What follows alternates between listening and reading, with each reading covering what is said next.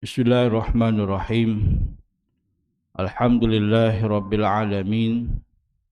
Wassalatu wassalamu ala asyrafil anbiya'i wal mursalin wa ala alihi wa sahbihi ajma'in. Rabbi syrah lana sudurana wa yassir lana umurana wahlul 'uqdatam min lisanina yafqahu qawlana bihaqqi sayyidina Muhammadin sallallahu alaihi wasallam.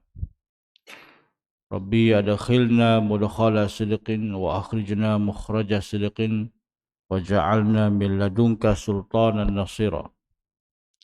Asbahna ala fitratil Islam wa kalimatil ikhlas wa ala dini nabina Muhammadin sallallahu alaihi wasallam wa ala millati abina Ibrahim hanifa wa ma kana minal musyrikin.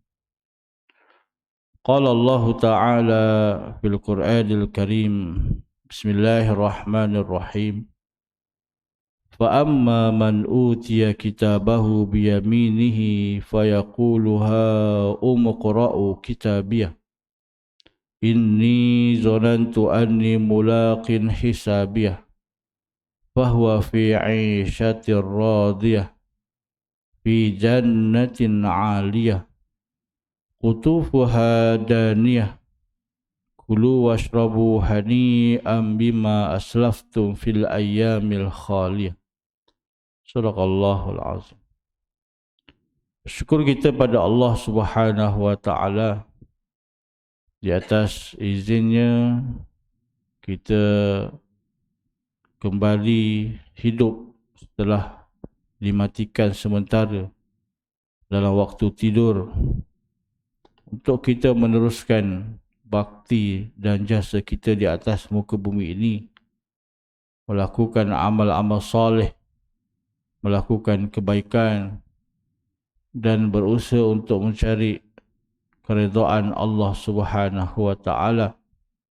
Mudah-mudahan segala usaha dan amal kita diterima oleh Allah Subhanahu wa taala dan tercatat segala amal-amal soleh kita dalam illiyin yang menjadi asbab ataupun hujah kita nanti di hadapan Allah Subhanahu wa taala. Seterusnya kita dapat jauh daripada azab api neraka yang amat pedih. Tuan mati Allah Subhanahu wa taala, yakinlah kita bahawa setiap perbuatan kita semua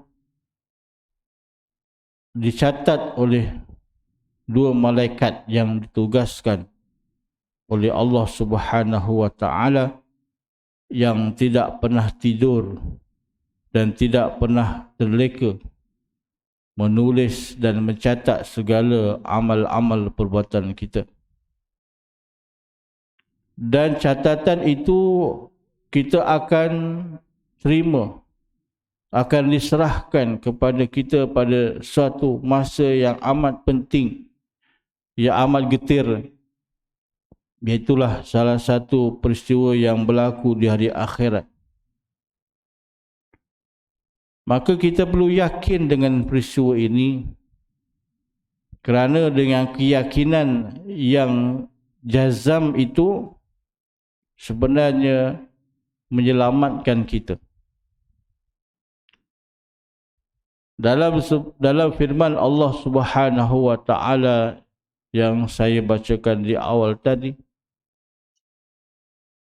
Allah menceritakan dialog ataupun perbualan antara orang beriman dan juga perbualan di kalangan orang-orang kafir ketika mereka menerima ataupun diserahkan buku catatan amal mereka. Allah rakamkan, walaupun peristiwa ini belum berlaku, akan berlaku pastinya, nak beritahu pada kita tentang keyakinan yang perlu kita bina tentang peristiwa ini. Maka dalam surah Al-Haqqah ayat 19 hingga 29, Allah menyebutkan fa amma man utiya kitabahu biyaminih fayaqulu ha umqra'u kitabiyah. Apakah situasi keadaan orang-orang yang beriman apabila diserahkan buku catatan amalnya kepada dirinya? Adapun orang-orang yang diberikan kepadanya kitab dari sebelah kanannya, maknanya yang pertama nak beritahu di sini tuan-tuan, antara tanda-tanda seseorang itu selamat akan menerima anugerah penghargaan yang baik ialah buku catatan kita itu akan diserahkan di sebelah kanan. Macam anak-anak cucu kita yang dapat anugerah dalam majlis convocation. Jadi dia datang, dia berdiri. Mungkin tuan-tuan dan puan-puan ada pengalaman kan, tengok anak kita ke ataupun siapa-siapalah dalam majlis convocation dengan jubah dia, dengan topi dia tu. Apabila namanya disebut, dia melangkahkan dengan penuh bergaya, dengan penuh bangga. Kemudiannya menyampaikan pula, diserahkan di sebelah kanan. Dari segi protokolnya, kita tengok memang diserahkan di sebelah kanan. Dan dia pun terima dengan penuh hormat. Itulah hari yang bersejarah bagi seorang mahasiswa setelah bertahun-tahun bersusah payah, bertungkus lumus belajar, maka itulah waktu yang paling menggembirakan. Maka orang-orang yang beriman ini tuan-tuan ialah orang-orang yang mendapat anugerah kejayaan. Kejayaan yang bukan sementara, tetapi kejayaan yang hakiki, kejayaan yang selama-lamanya, kejayaan yang sebenar. Maka orang-orang yang menerima buku catatan amalnya di sebelah kanan, maka dia berkata, apa kata orang beriman ni tuan-tuan? Allah rakamkan perbualannya. Ambillah, bacalah kitab amalanku ini. Sesungguhnya sejak dulu aku yakin bahawa aku akan menemui hisab terhadap diriku. Ciri-ciri orang yang berjaya di akhirat tuan-tuan ialah yakin.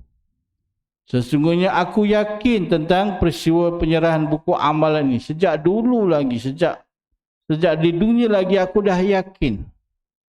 Maka itulah orang yang beriman, orang yang berjaya.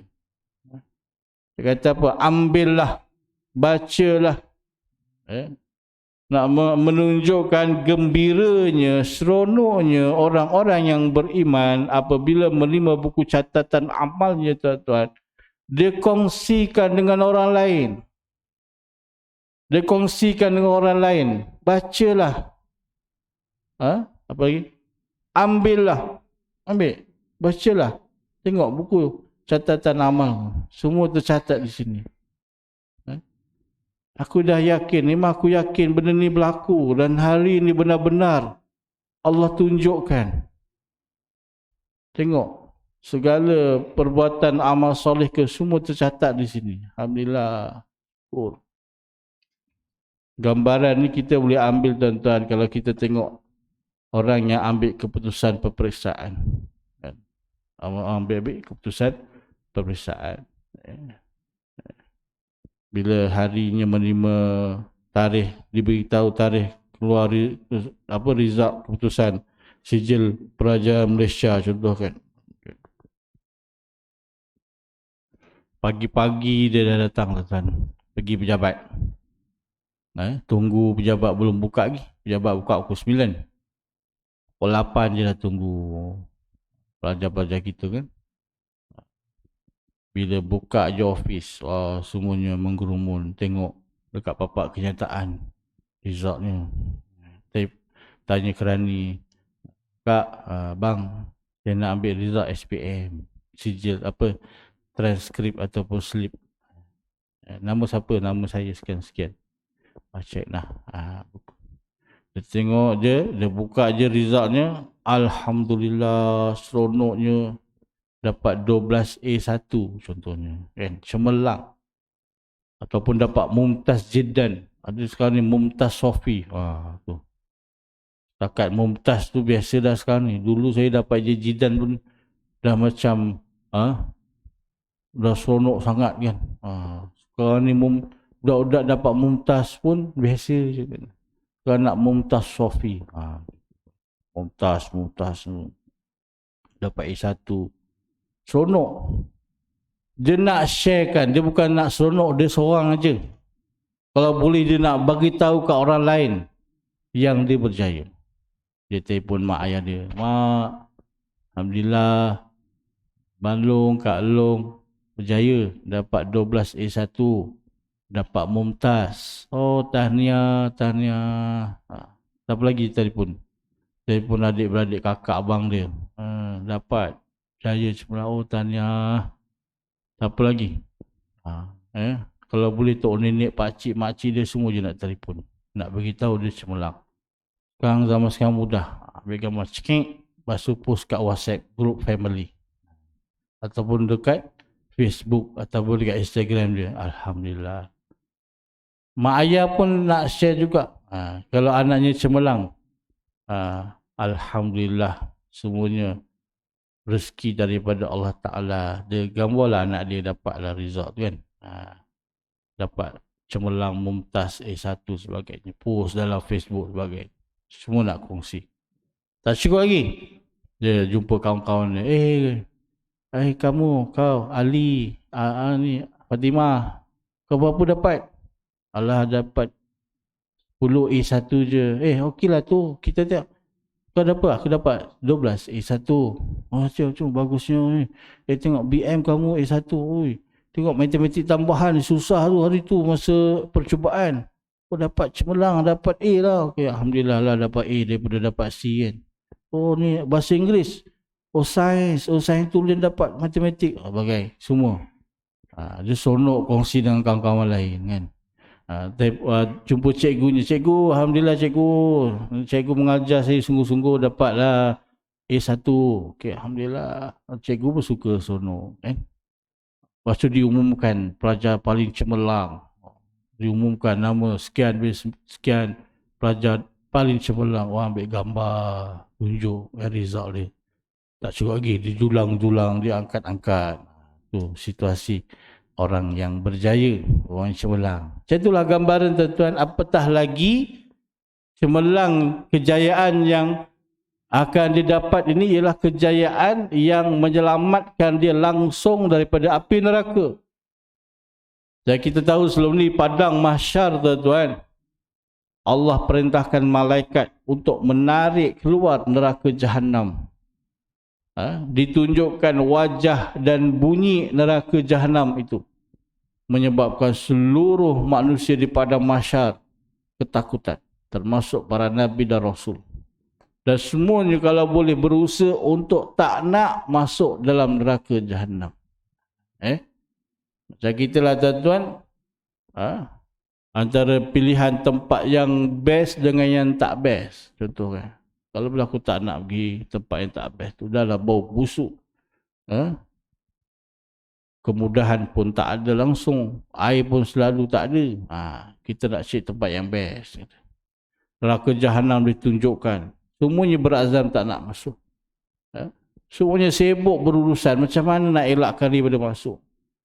Dan apabila menerima buku catatan sebagai orang yang berjaya, maka itulah yang paling seronok. Tiada keseronokan yang paling bermakna melainkan apabila menerima buku catatan amalnya dengan catatan yang baik. Maka golongan ini, orang beriman ini, mereka mendapat hadiah-hadiah daripada Allah Subhanahu wa taala. Seperti mana orang yang cemerlang mendapat anugerah khas, anugerah dekat, dapat tempat yang terbaik dalam pekerjaan contohnya, dapat penghargaan dan pujian manusia. Maka orang-orang beriman pun apabila menerima buku catatan amalnya dengan keputusan yang baik dan cemerlang, maka mereka mendapat anugerah Allah Subhanahu wa taala. Apa dia? Fahuwa fi 'aisyatir radiyah. Maka orang itu berada dalam kehidupan yang diredai oleh Allah Subhanahu wa taala. Allah redha. Allah redha. Maknanya kalau Allah redha, tuan-tuan, Allah redha, maknanya dah tak ada masalah. Akan dapat segala penghargaan-penghargaan terbaik di sisi Allah Ta'ala. Allah sayang, Allah suka. Bila dah guru besar tengok pelajar cemerlang, maka guru besar ni, tuan-tuan pengetua ni, kita akan bagi anugerah majlis khas, raikan pelajar-pelajar cemerlang ni. Cikgu-cikgu semua akan kita raikan bersama dengan pelajar-pelajar cemerlang ni. Kita buat makan kat hotel, contoh kan. Kita makan hotel, buat kambing golek lagi, buat jamuan 3 hari 3 malam, kerana mereka telah membawa nama yang harum untuk sekolah. Gitu kan. Maka orang beriman, mereka akan hidup dalam keadaan diredai oleh Allah Subhanahu wa taala, yang mana di akhirat, tuan-tuan, tidak ada sesiapa yang boleh yang lebih berkuasa melainkan hanya Allah Ta'ala sahaja. Itulah satu-satunya tempat kita bergantung pada hari itu, tuan-tuan. Dan apa lagi anugerah yang Allah akan berikan? Fi jannatin aliyah. Akan ditempatkan dalam syurga yang tertinggi. Syurga yang hebat. Dapat, kalau kat sini, tuan-tuan, kat dunia ni, dapat rumah percuma. Dapat rumah hadiah, sebuah rumah oleh kerajaan negeri contohnya. Syurga jannatin aliyah, ataupun dapat tanah anugerah. Kan? Senuk tak, tuan-tuan? Dengan sebab kerja cemerlang itu, bos bagi rumah sempena menyambut tamat perkhidmatan pencen, dapat rumah, kunci, dapat kunci. Fi jannatin aliyah, dapat syurga yang tertinggi. Syurga, tuan-tuan, bukannya rumah PPRT biasa. Syurga mahligai, cantik, lebih cantik, tak terbayang dalam fikiran kita kecantikan, keindahan syurga. Apa lagi? Qutufuha daniyah, bagi anugerah Allah berikan dalam syurga yang tertinggi, buah-buahannya dekat. Itu gambaran kepada nikmat syurga, antaranya ialah buah-buahannya dekat. Maksud dekat apa, tuan-tuan? Senang petik. Nak buah apa? Buah apple, petik. Senang. Tak payah panjat-panjat. Tak payah nak berjolok-jolok. Buah rambutan, petik. Buah mangga, petik. Buah cempedak, ada kat syurga? Ada. Buah durian. Tapi durian biasa tunggu jatuh kan? Tak tahu lah kalau boleh petik. Contoh, raja buah. Buah-buah semua. Sebab tu, tuan-tuan, kalau kita pergi rumah orang kan, rumah kawan-kawan kita ke, kalau ada tengok ke halaman dia semua ada buah-buahan, biasa kan. Nak buah apa? Kau nak apa makan apa? Ambil lah, petik je. Petik. Penuh bonet kereta kan, buat balik. Sebab antara yang menyeronokkan ialah buah-buahan di sekeliling dekat. Kan? Apalagi nikmat syurga yang biasa kita dengar kan, jannatun tajri min tahtihal anhar. Ha? Sungai yang ada di bawahnya, syurga yang ada di bawahnya sungai yang mengalir. Bunyi-bunyi air tu tuan-tuan. Lepas tu setengah orang-orang yang berkemampuan, rumahnya tu ada kolam, ada air bawahnya, ada sungai, sungai kecil tak apa, sungai buatan. Bunyi air tu menenangkan, kan? Ni bunyi air terjun tuan-tuan, bunyi air terjun, air pancur tu. Kalau kita rehat petang-petang balik kerja dengar bunyi air mengalir tu menenangkan. Tapi kalau paip bocor tu tak menenangkan, kan? Bunyi asal bunyi air ni tu paip bocor, bil naik ni. Tapi kalau dia buat decoration bunyi air terjun, saya ada pernah pergi satu rumah, orang kaya lah kat Shah Alam. Sebelum masuk rumah tuan-tuan, saya kena meneliti. Ada satu jambatan batu dia buat. Depan rumah dia tu ada kolam besar. Kiri kanannya ada air pancur, air pancuran, kan? Nak masuk je, anak-anak saya tengok, ada ikan. Kita tengok ikan dulu, tak masuk rumah lagi. Ikan dulu, ada ikan koi lah, ikan apalah yang warna-warni semua tu. Senok tengok anak-anak, tengok kita pun senok lah. Tak masuk rumah lagi kan, tapi lepas tu dekat tepi kolam tu ada tempat-tempat duduk, kan? Kalau tak nak duduk dalam, duduk luar pun dah tenang. Itu orang kaya lah, kan? Ada macam-macam, dia boleh bawa macam-macam. Sebab mencontohi fi jannatin tajri min tahtihal anhar. Antara ciri-ciri syurga ni tuan-tuan, ada sungai-sungai yang mengalir. Kenapa tuan-tuan kalau kita pergi tepi pantai, kita pergi kat hutan ke, dengar bunyi burung, bunyi alam, bunyi hutan tu kita rasa tenang. Duduk pantai, bunyi ombak tu menenangkan. Kenapa tuan-tuan agaknya?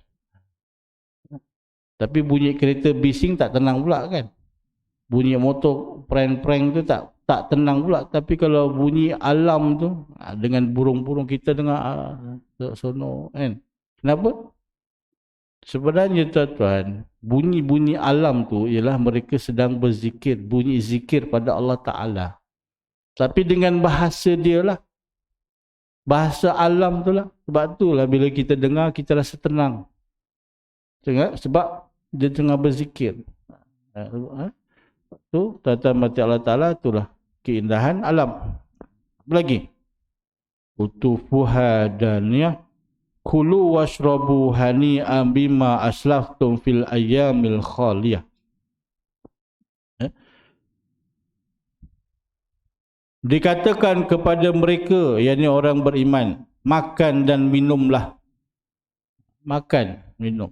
Aktiviti makan dan minum ni tuan-tuan antara aktiviti yang disukai oleh penghuni syurga. Fitrah kita ni suka makan, minum. Makan, minum. Cuma kat dunia tuan-tuan, apa-apa pun jangan berlebih-lebihan. Kena orang kata pertengahan ataupun wasatiyah.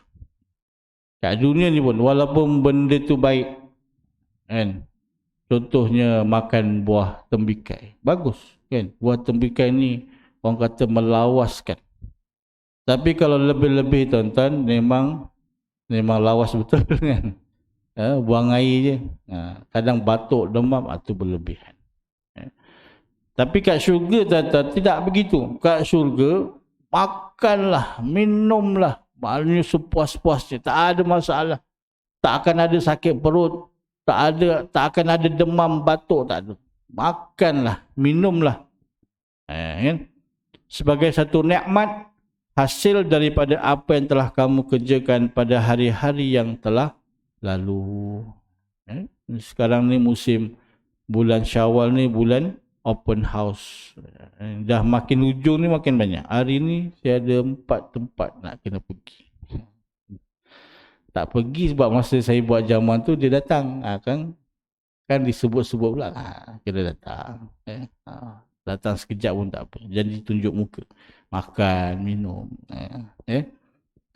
Jadi tuan-tuan mati Allah Ta'ala, itulah bagaimana dialog yang Allah rakamkan situasi dan keadaan orang-orang yang beriman apabila diberikan diserahkan buku catatan amalan mereka, dan juga anugerah hadiah ganjaran yang Allah berikan kepada orang-orang yang telah berusaha di dunia beramal soleh mentaati perintah Allah Subhanahu wa taala. Justru tuan-tuan, kita atas dunia ni kita kembali memahami bahawa duduk atas dunia kita ni tujuannya untuk mentaati perintah-perintah Allah Ta'ala dan memperbanyakkan amal-amal soleh.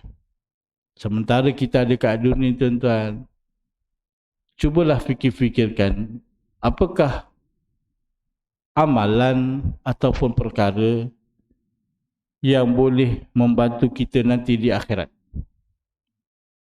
Orang-orang soleh terdahulu, orang alim ulama terdahulu tuan-tuan, mereka melakukan sesuatu yang mana perbuatan tersebut menyebabkan mereka mendapat pahala yang besar. Ada di kalangan mereka yang telah meninggal dunia mungkin beratus tahun dahulu, beribu tahun dahulu, tetapi bakti mereka masih mendapat dimanfaatkan oleh manusia hingga ke hari ini. Contoh macam para alim ulama kita, kan? Ini contoh nama Surau Haji Maksum ni, kan? Orangnya dah masih ada, dah meninggal, kan? Berapa lama dah meninggal Haji Maksum tu? Tak tahu. Mungkin dia pewakaf ke? Pewakaf ke? Bukan? Tak tahu.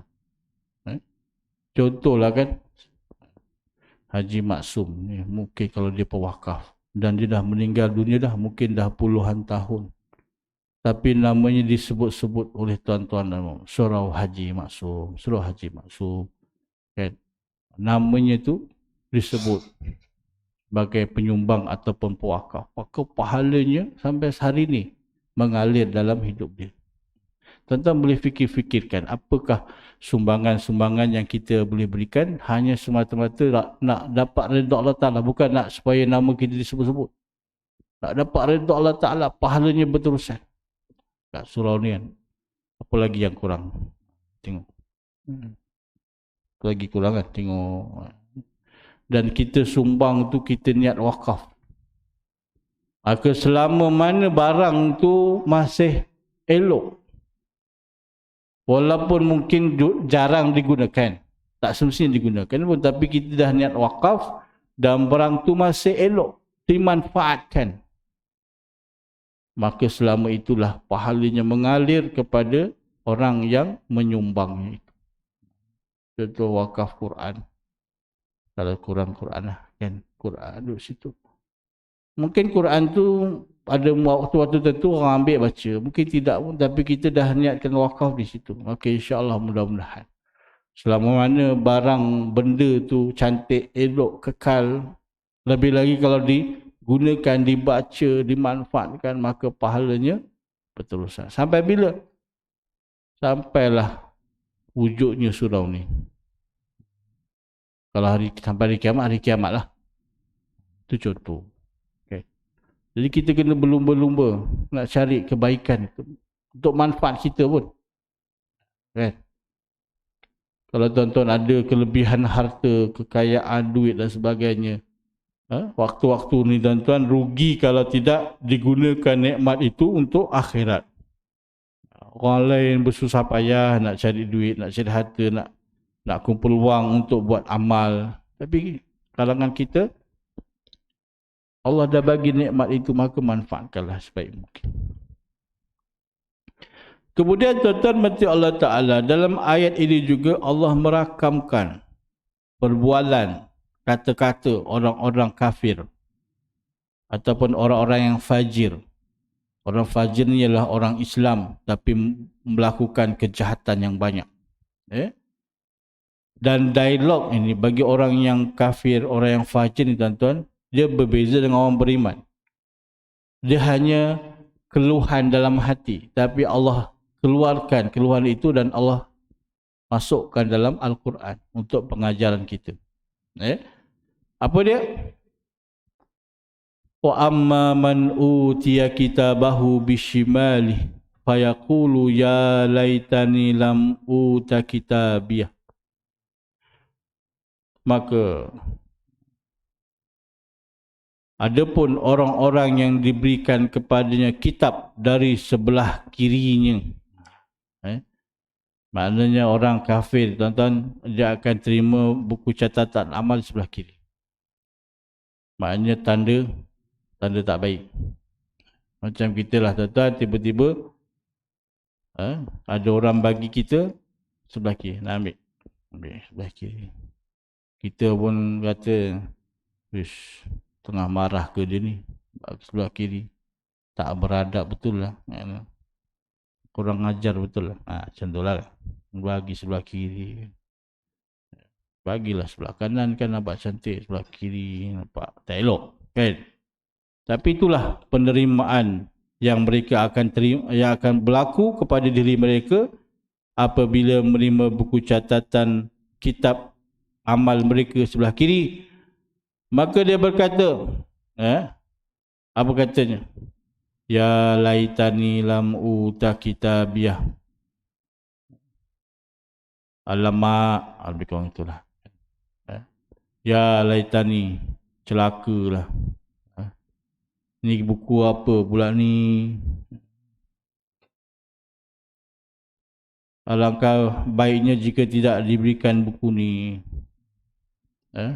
Alamak, celakalah, habislah. Ni buku apa pula ni? Kan baik kalau tak terima buku ni. Lagi-lagi dia buka, tuan-tuan, semuanya kejahatan. Ada amal bagi orang yang fajir, ada kebaikan amal soleh dia, tapi kejahatan tu lagi banyak. Datang juga ada semayang datang masjid, itu pun solat raya, puasa dengan raya haji. Itu contohnya, berjemaah. Sembayang tak ada, 5 waktu tak sembayang. Ada jugalah kebaikan, tapi kejahatan tu lagi banyak. Minum araknya, berjudinya, berzinanya, mencurinya, merompaknya, bunuh orang ni semua. Kata ni buku apa pula ni? Kan bagus kalau tak aku terima buku ni. Dia kata, alangkah baiknya jika tidak diberikan kepadaku buku ini dan aku tidak dapat mengetahui hitungan amalanku.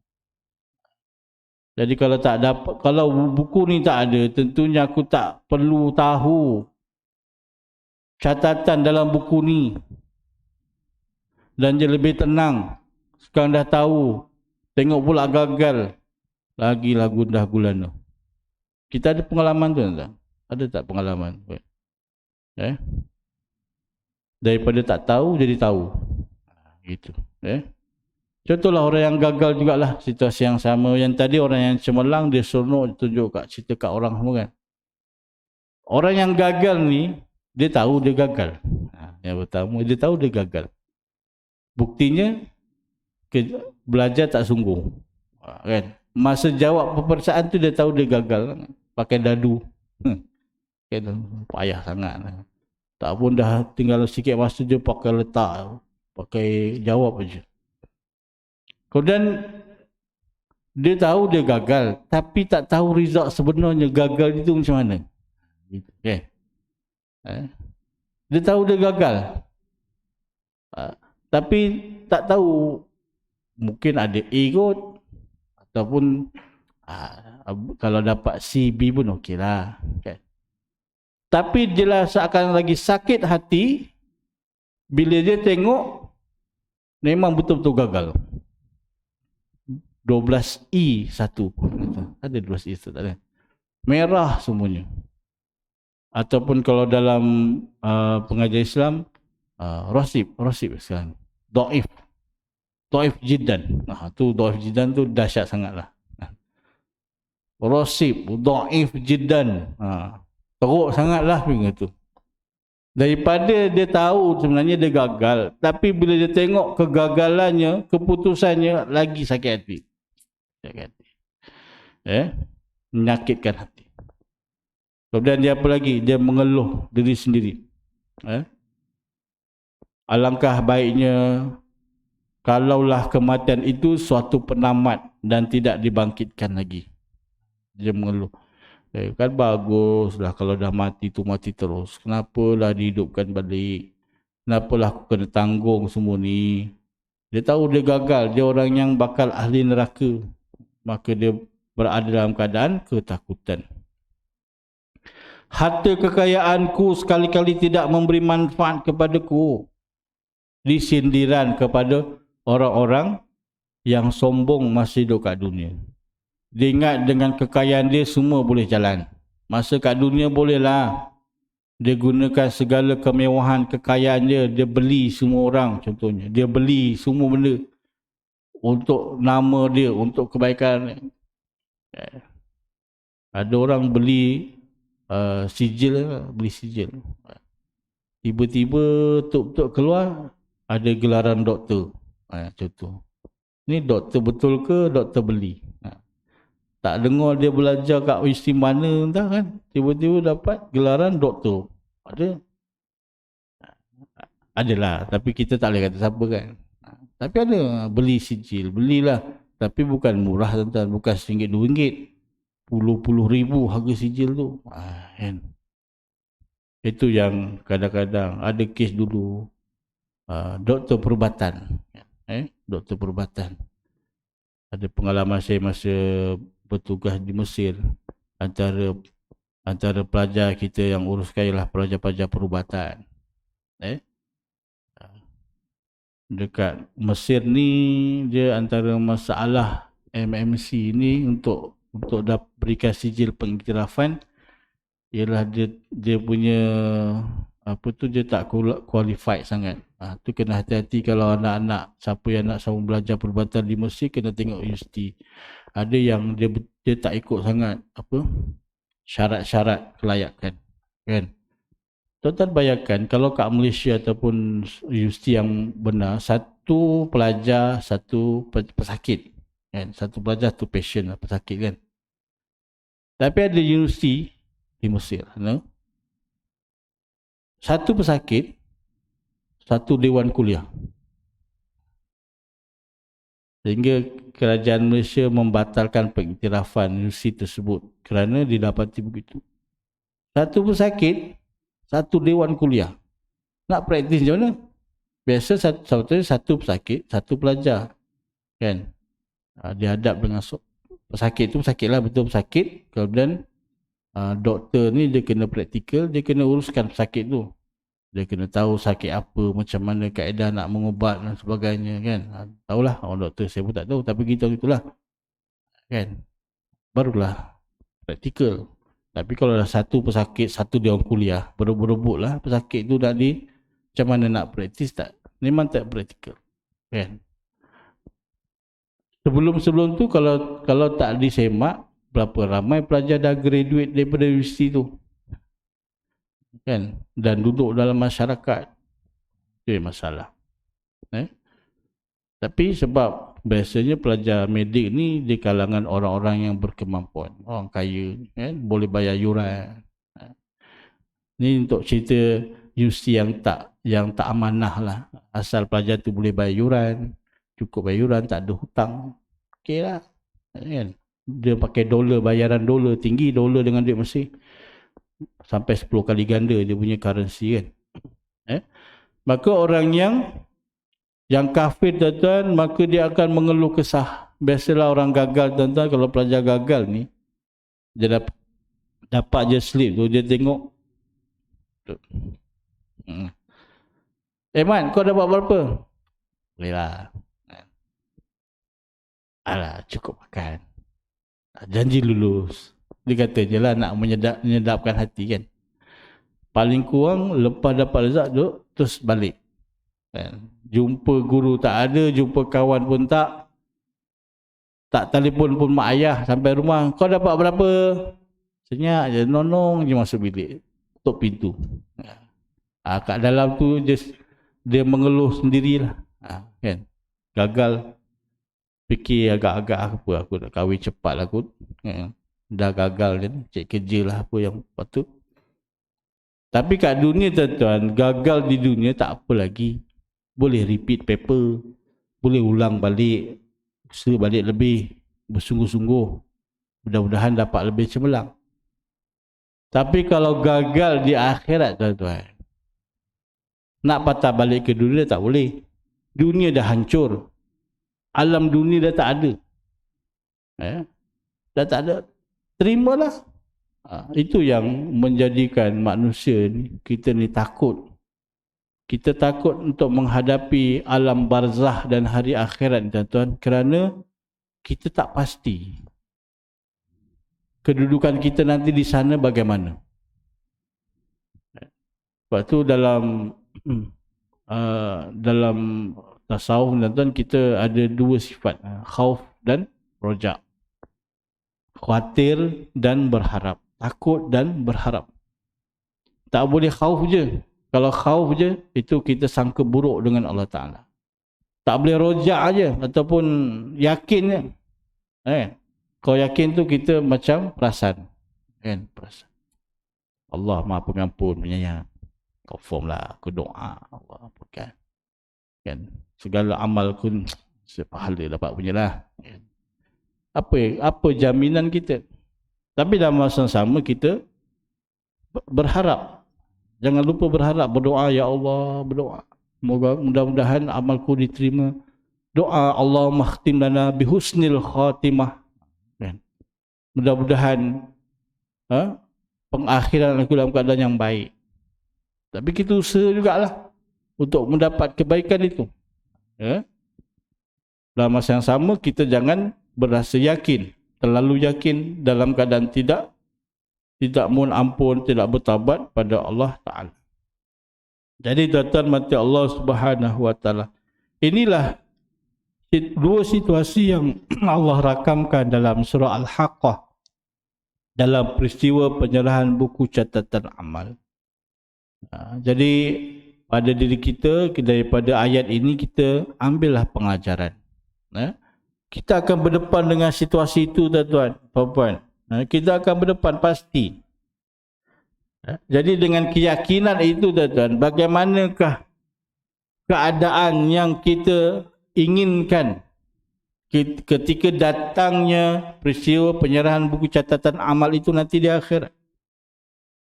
Dan pastinya saya yakin tuan-tuan dan puan-puan mengharapkan sesuatu yang baik dalam peristiwa itu nanti. Dan harapan itu, tuan-tuan, kita tidak boleh biarkan begitu saja. Kena disusuli dengan tindakan, dengan amal, dengan ketakwaan. Dan jangan lupa untuk kita berdoa pada Allah Subhanahu Wa Ta'ala. Kita dah berusaha, kita dah belajar, kita dah ada ilmu, kita dah tahu dah hukum hakamnya, tahu dah cara-caranya. Kemudian kita amalkan. Kita solat 5 waktu, kita sempurnakan solat kita, kita sempurnakan zakat dan sedekah kita mengikut pada kefahaman yang kita dapat, ilmu yang kita perolehi. Kita sungguh-sungguh melakukan umrah dan haji, kita sungguh-sungguh menjaga hubungan kita dengan Allah dan juga manusia. Dan jangan lupa untuk kita sentiasa berdoa pada Allah Ta'ala. Mudah-mudahan Allah terima amal kita, Allah ampunkan dosa-dosa kita, Allah jauhkan kita daripada sebarang musibah dan kecelakaan di akhirat.